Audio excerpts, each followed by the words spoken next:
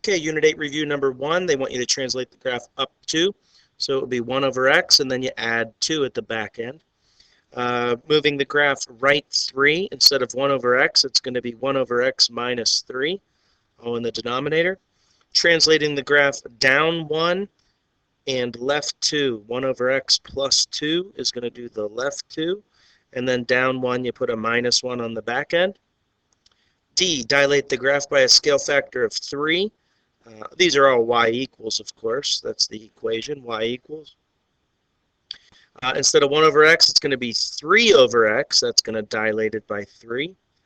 And then finally, to reflect the graph and translate it right 5, you need to make it negative. That's going to reflect it.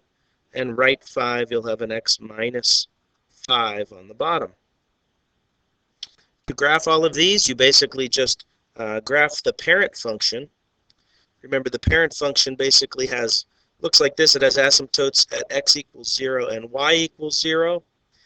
It goes through the point 1, 1, and negative 1, negative 1. That's the parent function, 1 over x. If you wanted to graph A, you would basically take all the points on this graph that you see and shift everything up 2. For this one, move everybody right 3. That's B.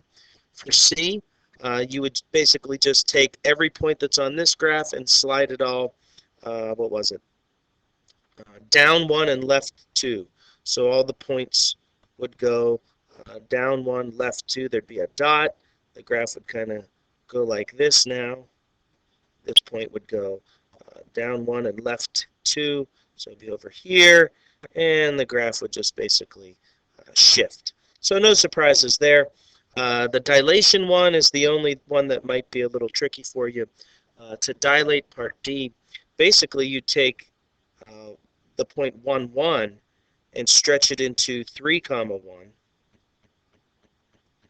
So 1, 1 would move to 3, 1, 1, 2, 3, 1. There would be a dot. And 1, 2, 1, 3, there would be a dot. So the graph gets dilated 3 times as far in both directions. Same thing here. It would go negative 1, negative 3, negative 3, negative 1.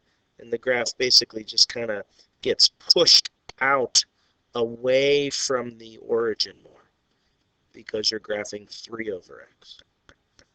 And finally, for E, you'd basically just flip everything over and move it right 5. So to graph that, you would basically take the point 1, 1, flip it down here to 1, negative 1, and then move it right 2, 3, 4, 5, and that's where it would now live.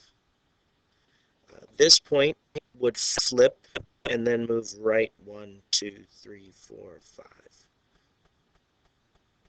Okay, so the whole graph would reflect and shift right 5. That's it for graphing for part 1 of the Unit 8 review.